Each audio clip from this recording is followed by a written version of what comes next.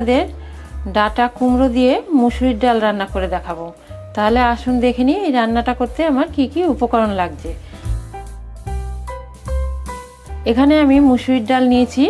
মুসুরির ডালটাকে আমি 30 মিনিট আগে খুব ভালো করে ধুয়ে ভিজিয়ে রেখেছি, এতে করে ডালটা খুব তাড়াতাড়ি সেদ্ধ হয়ে যাবে। মুসুরির ডাল এমনিতেই খুব তাড়াতাড়ি সেদ্ধ হয়ে যায়, কিন্তু ভেজানোর কারণে আরও তাড়াতাড়ি সেদ্ধ হয়ে যাবে। এখানে আমি মিষ্টি কুমড়ো নিয়েছি, কিছু শাকের ডাঁটা নিয়েছি, 3টে কাঁচা লঙ্কা চিড়ে নিয়েছি, 1 চামচ আদা বাটা নিয়েছি, ফোড়নের জন্য তেজপাতা, শুকনো লঙ্কা, 5 ফোড়ন নিয়েছি, হলুদ, লবণ, সাদা তেল। তাহলে আসুন রান্নাটা আমি কি করে করি দেখে নিই। গ্যাসে কড়া বসিয়ে দিয়েছি, কড়াতে জল দিয়ে দিয়েছি, জলটা আমার ফুটে উঠেছে। এবার আমি এই ডালগুলোকে দিয়ে দেব। আমি ডালটা করার জন্য যতটা জল লাগবে আমি সেই জলটা একবারেই দিয়ে দিয়েছি। এই ডালের মধ্যে আমি এই ডাঁটাগুলোকেও দিয়ে দিচ্ছি। কাঁচা লঙ্কা 3টে দিয়ে দিলাম, হলুদ গুঁড়ো দিয়ে দিচ্ছি, স্বাদ মতো লবণ দিয়ে দিচ্ছি। এবার আমি একটু নাড়িয়ে মিশিয়ে দেব। এবার আমি এই ডাল ডাঁটা সেদ্ধ করে নেব।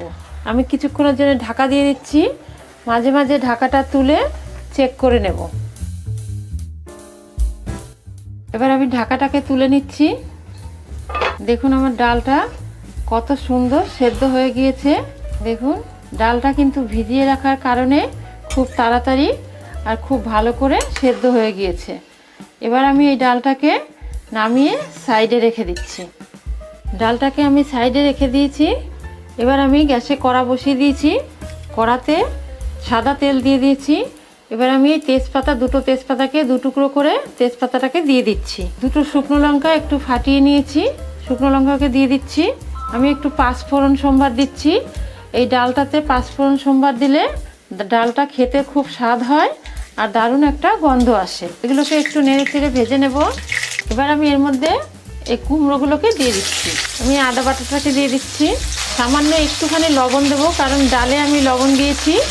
আপনারা অবশ্যই লবণটা আপনাদের টেস্ট অনুযায়ী দেবেন। সামান্য একটু হলুদ গুঁড়ো দিচ্ছি। এবার আমি এই মশলার সঙ্গে কুমড়োটাকে ভেজে নেব।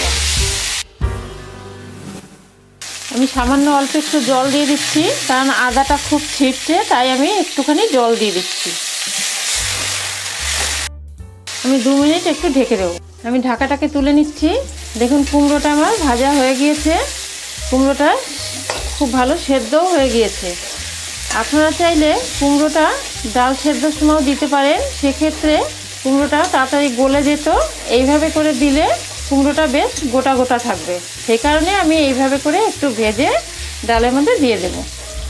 এবার আমি এর মধ্যে আগে থেকে সেদ্ধ করা ডাল আর ডাঁটা এটাকে দিয়ে দেব। আমি একটু নেড়ে মিশিয়ে নিচ্ছি। সমস্ত সবজিগুলো আমার খুব ভালো সেদ্ধ হয়ে গিয়েছে। আমি আর 1 মিনিট এটাকে একটু ফুটিয়ে নিই। দেখুন ডালটা আমার ফুটে উঠেছে। এবার আমি সব শেষে এর মধ্যে একটা ভাজা মশলা দেব। আমি এখানে গোটা ধনে, গোটা জিরে, তেজপাতা, একটা শুকনো লঙ্কা খালি কড়াইতে ভেজে গুঁড়ো করে নিয়েছি। এবার এই মশলাটাকে আমি দিয়ে দিচ্ছি। এই মশলাটা দেওয়ার কারণে ডালটা খুব টেস্ট হবে, খেতে খুব ভালো লাগবে। অবশ্যই এই মশলাটা আপনারা দেবেন।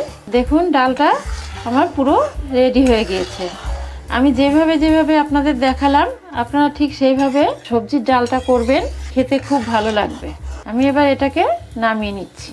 আমার আজকের এই সবজির ডালটা যদি আপনাদের ভালো লেগে থাকে তাহলে লাইক করবেন, বন্ধুবান্ধবের সঙ্গে শেয়ার করবেন, আমার চ্যানেলটিকে অবশ্যই সাবস্ক্রাইব করবেন এবং কমেন্ট করে জানাতে ভুলবেন না।